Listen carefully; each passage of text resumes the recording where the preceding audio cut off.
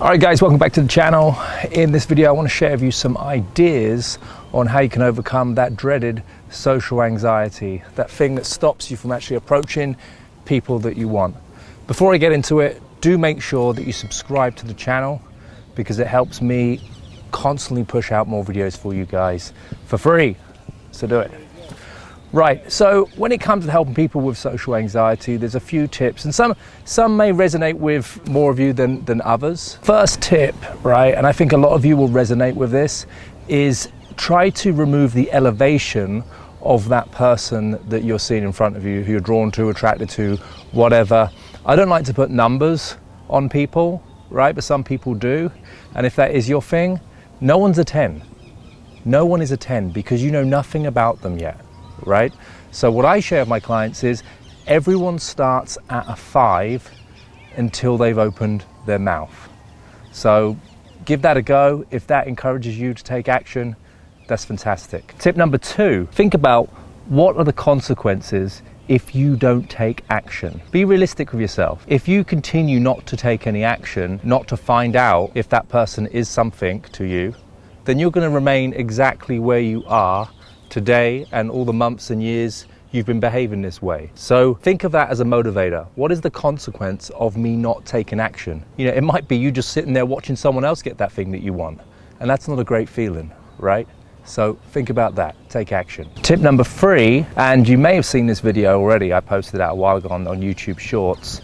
Think of it like an elevator. Right, you get in the elevator, it's full of people. The longer you leave it, the more awkward it's going to get if you do choose to start a conversation. Think of it, if you walked into an elevator and you started up a conversation straight away, it becomes less awkward.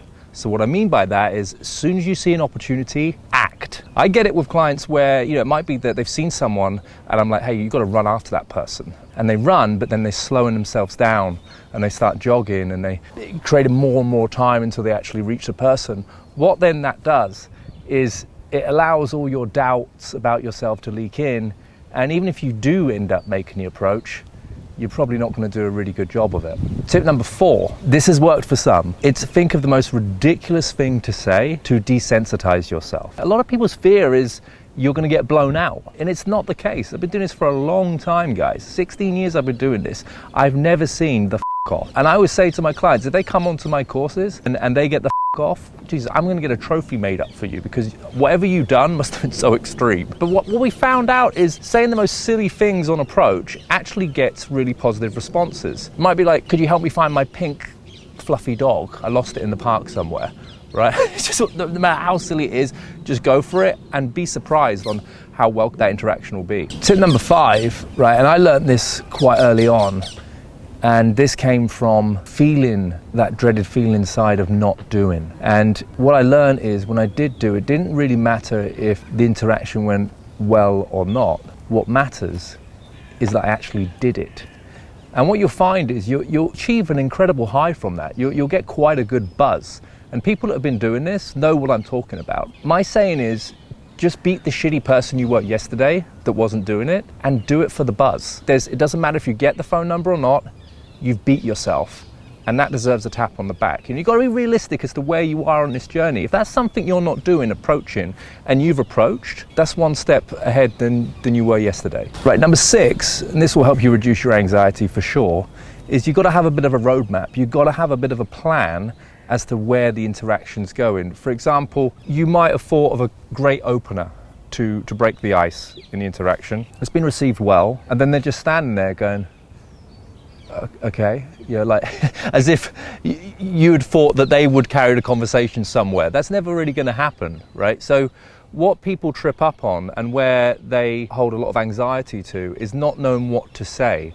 So if you've got to a place where you're comfortable with opening, you've then got to think about what is the next thing in the structure to focus on. Don't get overwhelmed with all of the pieces of the structure that has to lead you to a certain place. Just focus on what is the one next thing. For example, you might approach, it's received well, might be a compliment, might be asking directions or whatever, and then the next thing would be to transition. So if the transition is something you're not familiar with doing, just focus on the transition in your next interaction. Then over time, if you're constantly focusing on the next thing and the next thing, you'll be very fluid with your social interaction. So this next tip is about reframing. We all know that feeling we get inside. It's often in your stomach when you're about to approach. Currently, we're calling it anxiety. It's a fear of the outcome. But if you think about those words, they don't really do anything to allow us of our capabilities. So what I want you to think about is changing a label the next time that you've noticed that feeling inside. And that could be something like excitement. So you've seen someone you're attracted to and you're excited about finding out what's next. That's something that's really helped me and a lot of my clients, and I think it will help you guys too. A little extra tip here is coming up with a power phrase. Now, if you want me to share one with you, I mean, you may have seen this in my other videos. My one is, it's on. And I shared this idea with my clients and they've come up with, she's mine, or I'm gonna see what I can get away with. Now, if you're starting from that place, it's going to encourage a more playful attitude into your interaction. And this last tip, one more, I promise you. Well done for staying with me on this. It's to remember, this isn't a military operation. It's to go out there and have fun. Whatever you're thinking up here is what you're going to be projecting onto someone else. So look to add value as opposed to what you can take away from the interaction.